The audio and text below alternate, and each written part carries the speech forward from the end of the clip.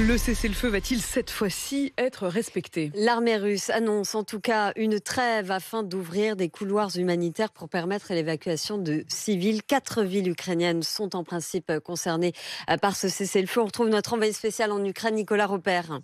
Oui, Céline, ce cessez-le-feu, l'armée russe y a consenti à la demande expresse du président français. C'est ce qu'explique Moscou ce matin.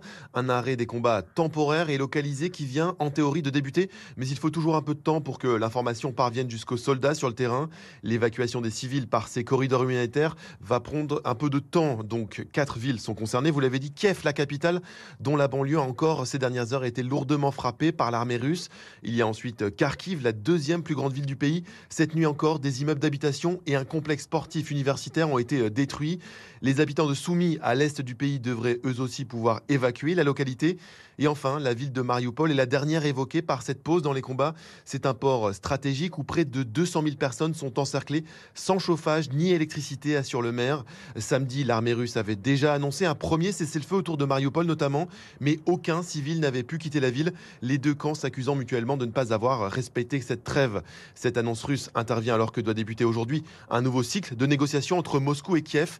Les deux premières rencontres n'avaient pas permis de mettre fin aux hostilités.